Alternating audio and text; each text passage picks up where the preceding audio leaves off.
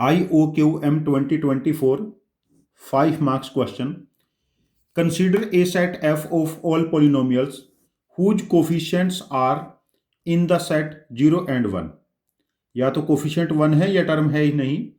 Q X एक polynomial है X cube plus x plus 1.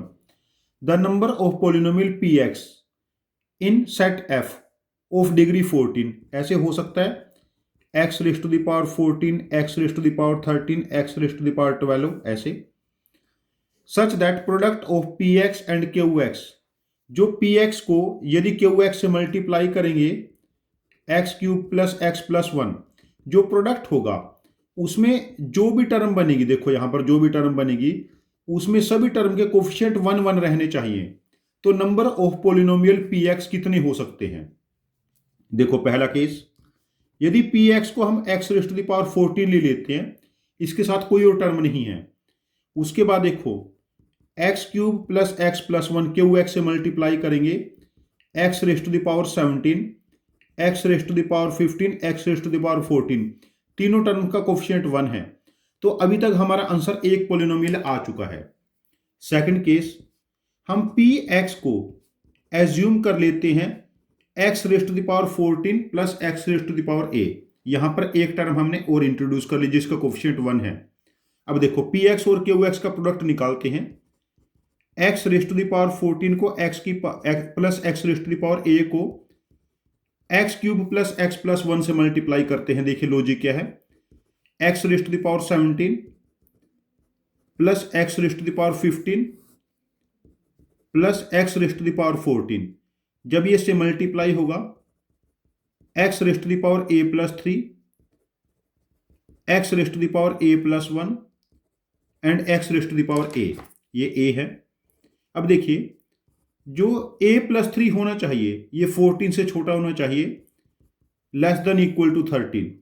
यहां से जो a की वैल्यूज बनेगी 10, 9, 8, 7, 6, 5, 4, 3, 2, 1, 0, कुछ भी एक टर्म हो सकती है. तो यहां पर जो हमारे पास नंबर ऑफ पोलिनोमियल्स बनेगी वो हमारे पास हो जाएंगी 11. We have 11 such polynomials. अभी तक हमारा आंसर बन चुका है 12. अब हम इसमें थर्ड केस और ले लेते हैं.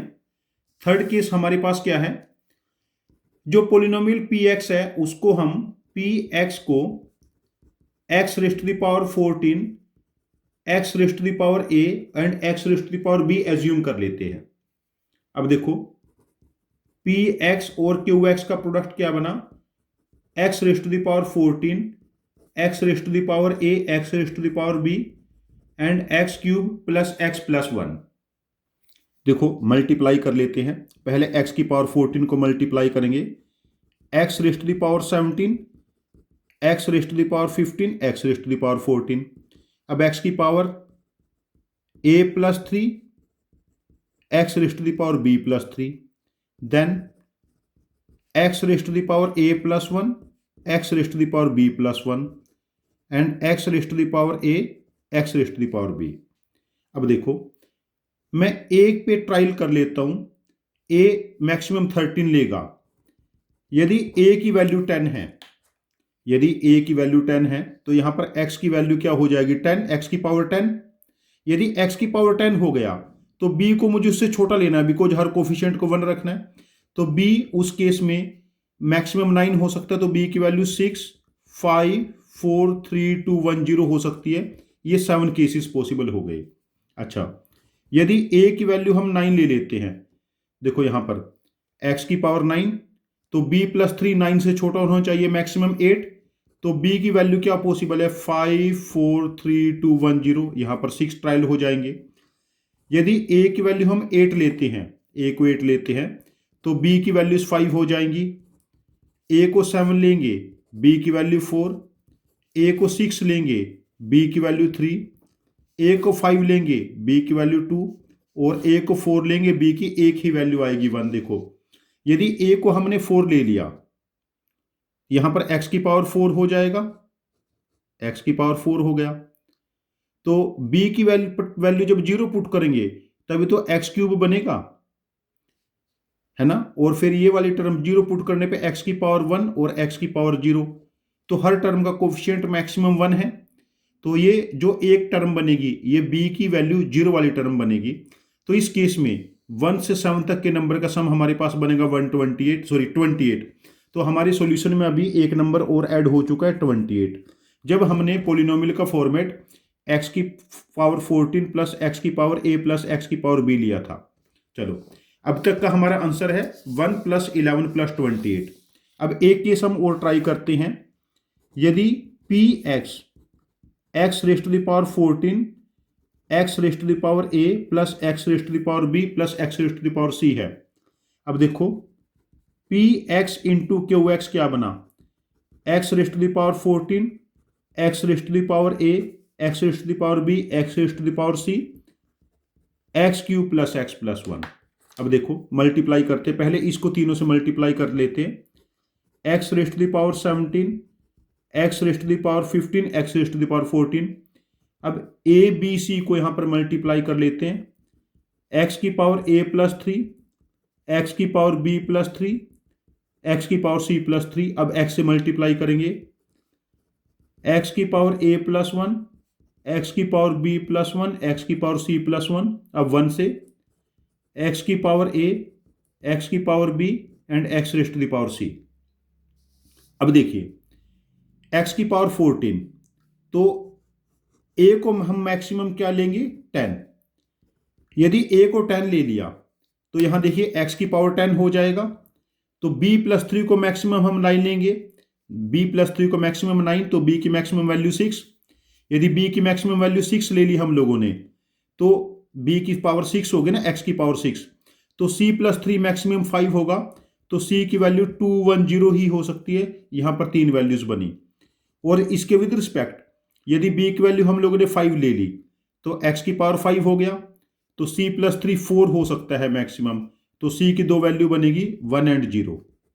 और यदि b की वैल्यू हम लोगों ने a की वैल्यू 10 लेने पे b की वैल्यू हम लोगों ने 4 ले ली है, तो x की पावर 4 हो गया, तो c की a की टर्म बन सकती है a की वैल्यू 0, तो उस केस में 1। तो ये हमारे पास 6 सॉल्यूशन और ऐड हो जाएंगे आंसर में। अच्छा, यदि a की वैल्यू 9 लेंगे तो x की पावर 9, तो x की पावर 9 हो गया। तो b की वैल्यू मैक्सिमम 5 ले सकते हैं, 5 प्लस 3 8, तो x की पावर 5 हो गया। तो c की मैक्सिमम वैल्यू हम क्या ले सकते हैं यहां पर 1 और 0, तो उस केस में दो वैल्यू आएंगी, c की वैल्यू 1 एंड 0। अच्छा, यदि b की वैल्यू 4 ले ली तो c की a की वैल्यू आएगी, तो ये 3 सॉल्यूशन और ऐड हो गए 2 प्लस 1। अच्छा, यदि a की वैल्यू हम लोगों ने 8 ली है तो b की वैल्यू इस केस में 3 लेंगे और c की a की वैल्यू आएगी 0।